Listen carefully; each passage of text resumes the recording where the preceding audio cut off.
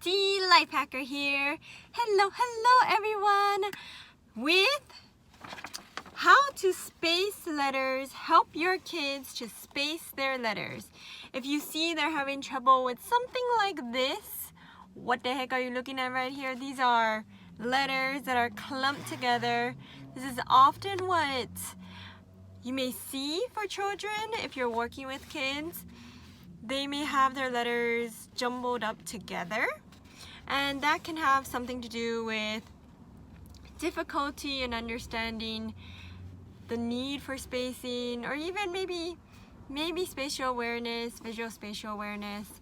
It can do with visual perceptual skills, and some things that you can do are creating, and this is just one of the many ideas, is creating visual boundaries, which visual boundaries means having an actual something that the kids can see, can visually see, because a lot of kids are visual learners. And so being able to visually see what you expect of them. So you have boxes, so you're visually showing them that, okay, so you put the letter inside the box, it has to stay within the box. And how many letters do you put? You put one letter.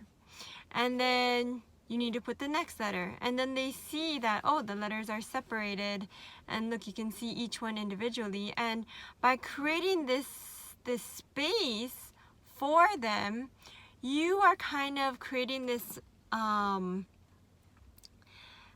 them with their motor planning and visually seeing that this is what their expectations are. The letters are supposed to be separated from each other, and it can even be sort of like a training their motor memory. So it trains them to make each letter separately. And what you can also do for more of a visual is to put a space, an actual space. So you tell them to write A, B, C, capital letters. And then you tell them to space, leave a space. They're like, what does leave a space mean? And so you show them, leave this box empty, and then go to the next box. Now again, many times children are visual learners, so you may have to draw the first one for them. So rather than tell them, put an A in the box, make sure you stay in the lines. Too many words. Sometimes too many words can get overstimulating, overwhelming. So instead, what you can do is, this is what you need to do. Draw the A for them, and then point to the next box, have them draw their B. And then if they are able to, great. If they have difficulty understanding what you're saying, maybe you could even do like this.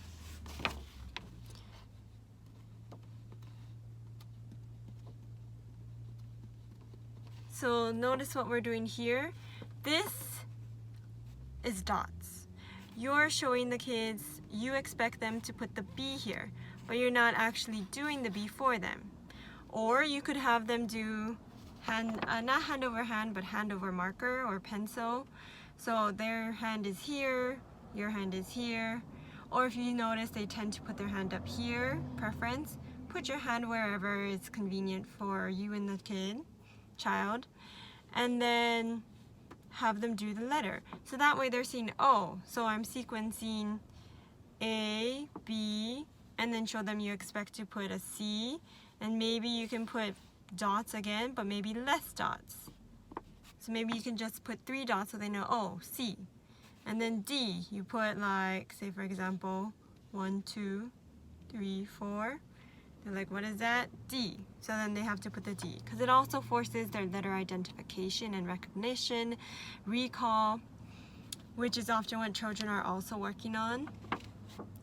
And so that will help get the visual, motor, memory, planning, all of that trained.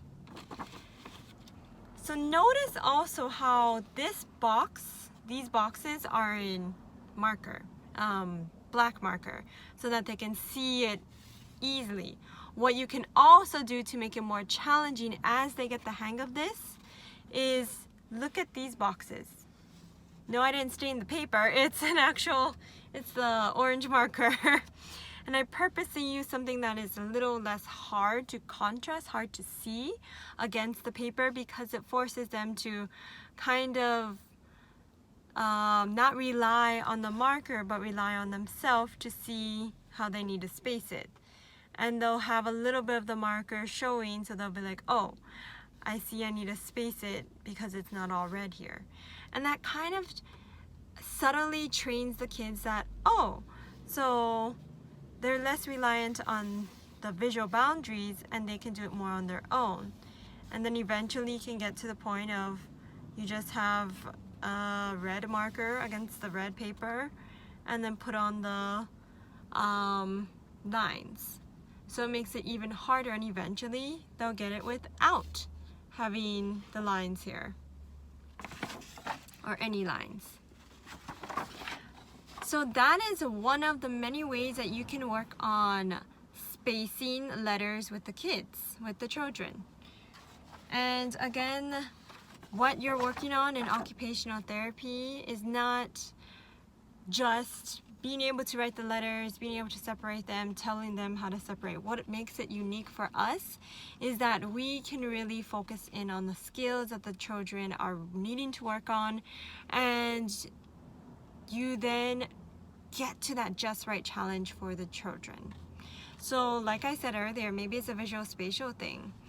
So maybe you even not just with letters, but you could also do spacing, show visually 3D models of spacing.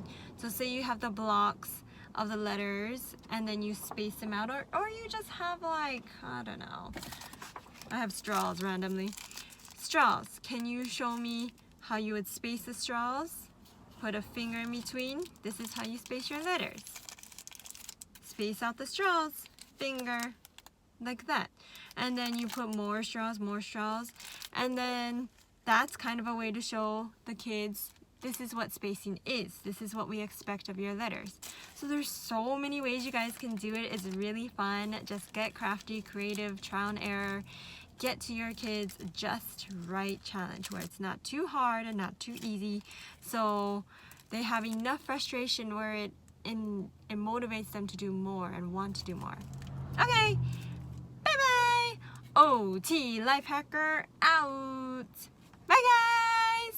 Oh, and of course, like, subscribe. Love you. Thank you. Bye-bye.